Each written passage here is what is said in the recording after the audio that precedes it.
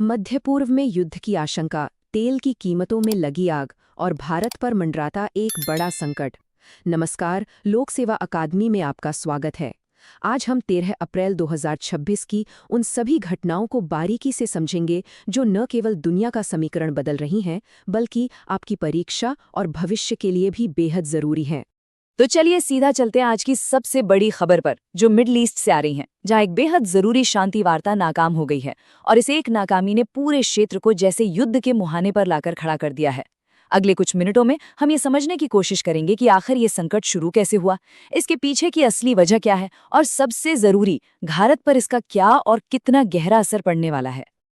देखिए, इस पूरे संकट की जो जड़ है वो इस्लामाबाद में है, जहां 21 घंटे तक, जी हां 21 घंटे तक एक मैराथन बैठक चली। दुनिया की दो बड़ी ताकतें अमेरिका और ईरान के बीच शांति बनाने की ये एक और कोशिश थी, जो बुरी तरह नाकाम हो गई। चलिए जरा गहराई में जाकर देखते हैं कि इस विफलता के पीछे के कारण क्या थे और क्यों ये इतनी बड़ी खबर बन गई है। ये सिर्फ एक डिप्लोमैटिक फेलियर नहीं है, बल्कि ये एक ऐसा मोड़ है जिसने मिडिल ईस्ट को अस्थिरता की आग में लगभग झोंकी दिया है। समझिए कि सालों की जो मेहनत थी उस पर पानी फिर गया है और अब पूरा का पूरा क्षेत्र एक अनिश्चित भविष्य की ओर देख रहा है। इस एक घटना ने ग्लोबल पॉलिटिक्स का पूरा समीकरण ही बदल कर रख दिया है। तो बातचीत आखिर अटकी कहाँ? असल में 3 बड़े मुद्दे थे। पहला, ईरान का न्यूक्लियर प्रोग्राम, जिसे अमेरिका अपने लिए एक बड़े खतरे के तौर पर देखता है, जबकि ईरान इसे अपनी संप्रभुता का मामला बताता है। दूसरा, अमेरिका के लगाए हुए कड़े आर्थिक प्रतिबंध, जिसने ईरान की अर्थव्यवस्था की कमर तोड़ रखी है। और तीसरा, और शायद सबसे महत्वपूर्ण, हॉर्मुज जलडमरू मध्य पर कंट्रोल का सवाल। ये वो मुद्दे थे जिन पर कोई भी पक्ष पीछे हटने को तैयार नहीं था। अब ये हॉर्मुज जलडमरू मध्य आखिर है क्या और इतना जरूरी क्यों है? देखिए, ये सिर्फ एक समुद्री रास्ता नहीं है, ये दुनिया की एनर्जी की लाइफलाइन है, एक तरह से ऊर्जा की धमनी। दुनिया का लगभग 20% तेल इसी पतले से रास्ते से होकर गुजरता है। अब आप सोचिए, अगर यहाँ कोई भी मिलिट्री हलचल होती है तो पूरी दुनिया की तेल सप्लाई ठप पड़ सकती है। यही वजह है कि इस पर कंट्रोल इस संकट के बिल्कुल केंद्र में है। इस फैक्ट को नोट कर लीजिए, ये परीक्षा में सीधे सीधे पूछा जा सकता है। इस जियोपॉलिटिकल संकट का असर बिना किसी देरी के तुरंत ग्लोबल इकोनॉमी पर महसूस किया गया। जैसे ही ये खबर बाहर आई कि बातचीत फेल हो गई है, दुनिया भर के बाजारों में एक तरह से खलबली मच गई। आइए देखते हैं कि कैसे इस एक डिप्लोमैटिक नाकामी ने आर्थिक झटकों की एक पूरी लहर पैदा कर दी। सबसे पहली और तत्काल प्रतिक्रिया दिखी कच्चे तेल की कीमतों में। ब्रेंट क्रूड ऑयल का भाव सीधा $100 प्रति बैरल का जो साइकोलॉजिकल लेवल था, उसे पार कर गया। ये पिछले कई सालों का सबसे ऊंचा स्तर है और पूरी दुनिया की अर्थव्यवस्था के लिए एक खतरे की घंटी है। जैसा कि आप इस चार्ट में साफ साफ देख सकते हैं, कच्चे तेल की कीमतों में ये एक जबरदस्त उछाल आया और इसका नतीजा, दुनिया भर के शेयर बाजारों में भारी गिरावट देखने को मिली। ये इस बात का एकदम स्पष्ट संकेत है कि ग्लोबल इकोनॉमी एक दूसरे से कितनी गहराई से जुड़ी हुई है और मिडिल ईस्ट में हुआ एक छोटा सा बदलाव भी पूरी दुनिया को हिला सकता है। अब बात करते हैं भारत की। हमारे लिए ये एक बहुत गंभीर चुनौती है। क्यों? क्योंकि हम अपनी ज़रूरत का लगभग 90% कच्चा तेल बाहर से मंगाते हैं, यानी इंपोर्ट करते हैं। इससे न सिर्फ महंगाई आसमान छुएगी, बल्कि वर्ल्ड बैंक ने जो हमारी 6.6% की ग्रोथ रेट का अनुमान लगाया था, वो भी अब खतरे में पड़ सकती है।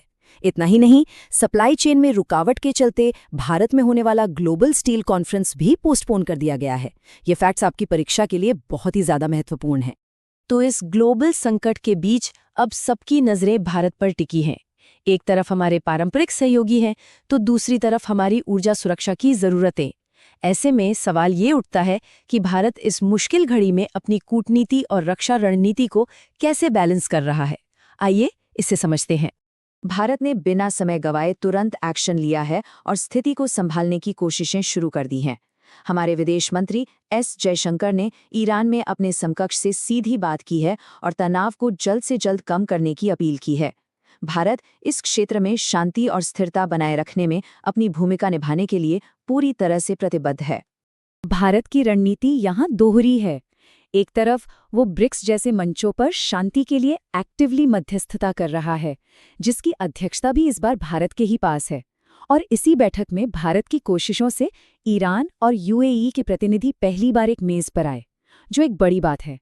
वहीं दूसरी ओर भारत अपनी स्ट्रैटेजिक ऑटोनॉमी की नीति पर चलते हुए अपनी न्यूट्रल ग्लोबल पोजीशन बनाए हुए है ताकि वो सभी पक्षों के साथ बातचीत के रास्ते खुले रख सके।